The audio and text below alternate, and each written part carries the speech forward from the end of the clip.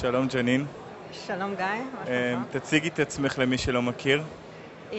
אנחנו חברת תעופה איך קוראים לה? אורבן אירונוטיקס, שאנחנו נמצאים ביבנה, ואנחנו מפתחים כלי טייס חדש. בואו נהיה קצת יותר צבעוניים וקצת יותר חיים. אתם מפתחים מכונית מעופפת. טוב, ככה אוהבים לדבר עלינו, אבל באמת זה מסוק לכל דבר שיכול להיות הבסיס בעתיד למשהו שזה נגיד מכונית מעופפת. אבל בינתיים כל הטכנולוגיה זה טכנולוגיה של מסוקים, זה טכנולוגיה של אירוספייס מאוד קונבנציונלי, עם כמה דברים לא קונבנציונליים, שזה בעצם החדשנות כן, שלנו. חדשנות. אני מתנצלת על העברית זה שלי. בסדר. בואו נעזוב שנייה את החברה, כן, אבל כן. בגדול על העולם הזה של החזון המדע בדיוני הזה של כלי רכב מעופף. כן. עד כמה אנחנו רחוקים ממנו ומה מבחינה טכנולוגית חסר לנו כדי להגיע? תכף נגיע למה אתם עושים, אבל בגדול אפילו. יש כמה דברים שעדיין חסרים, וזה, אני אגיד באנגלית, the regulatory infrastructure. You can't just have people flying around without any regulations, large quantities of aircraft flying into urban airspace without having some kind of strict regulatory infrastructure. This is being worked on in places like NASA and in Europe at the Civil Aviation Authority. אבל הטכנולוגיה עצמה בשלה, מעבר לרגולציה שזה חסם Yes, דגל. but this is the regulation is one of the things that will really take a long time. בעולם דמיוני נגיד שלא הייתה רגולציה. היום, כבר היום, אפשר שיהיה מכוניות מעופפות לכל אחד? לא ממש. כי קודם כל, חוץ מרגולציה, גם יש את העניין של certification. It has to be safe. It has to pass FAA certification standards before people can fly in it.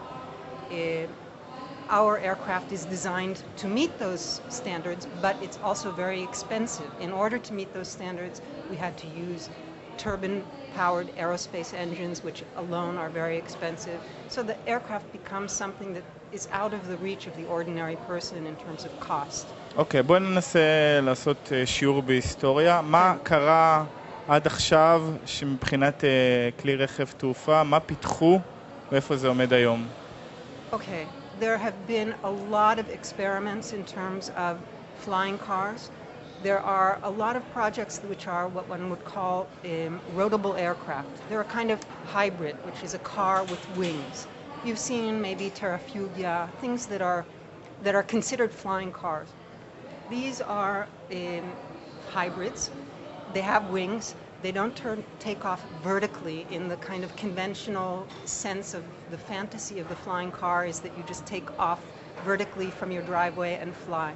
These hybrid cars, which have existed already for quite some time, require a runway like an airplane, so they require an airport. אז מה בכל זאת הופך אותם להיות מכונית בעצם? The only thing is that you fold the wings and you can drive without having to change to a car. Okay. In our opinion, this doesn't make a lot of sense. That's why we are going the different route, which is vertical takeoff and landing, where you will take off from any spot that you like, fly to exactly where you need to get, and land.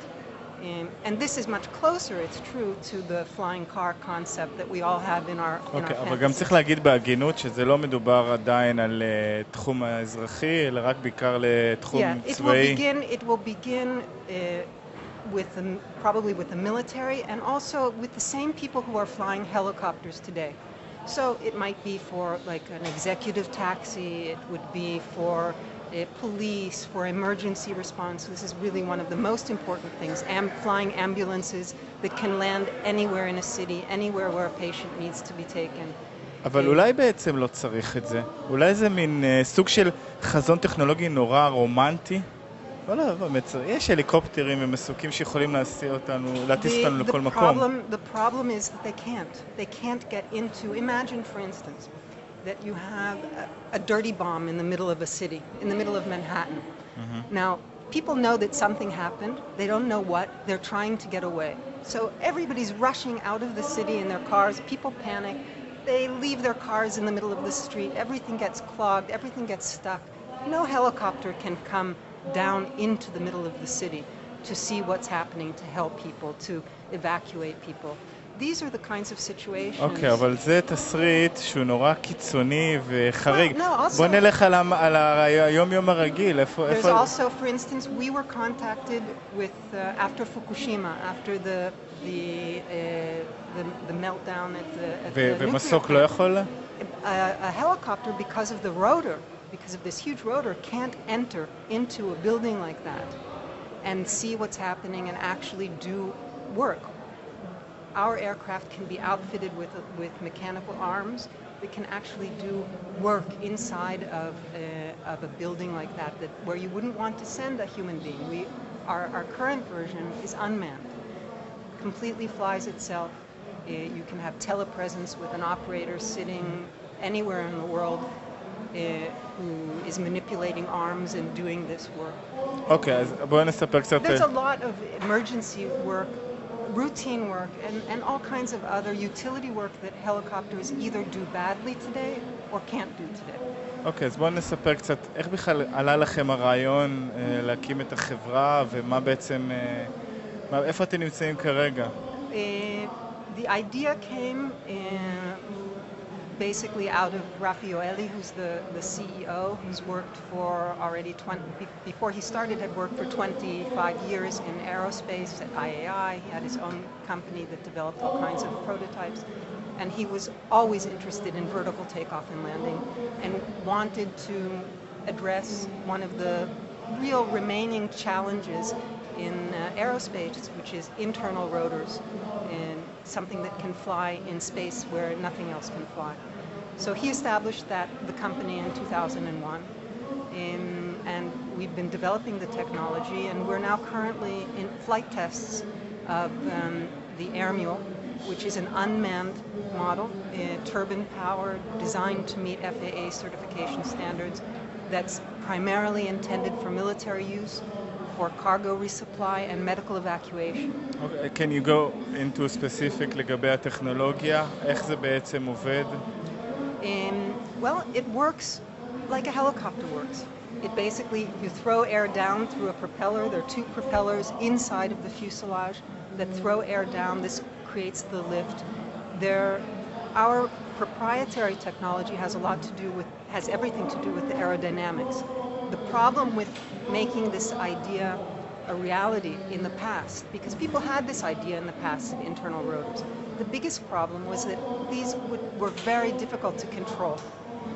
And our company came up with the aerodynamic innovations which make it possible not only to control it, but to control it better than any other aircraft could be controlled. למה קשה לשלוט בזה? כי זה לא... Well, it is by nature an unstable design. First of all, you look at it, it has a duct, it has a lot of drag, it's very susceptible to wind gusts, and it's a small rotor. All of these things make it very unstable, almost impossible to fly without a flight computer, which we have. ואיפה אתם עכשיו מבחינת פיתוח We're flight testing the unmanned version, which is the basis also for... איפה אתם בודקים את זה? איפה זה? We're doing the flight testing here in Israel, in central Israel. עם צה"ל?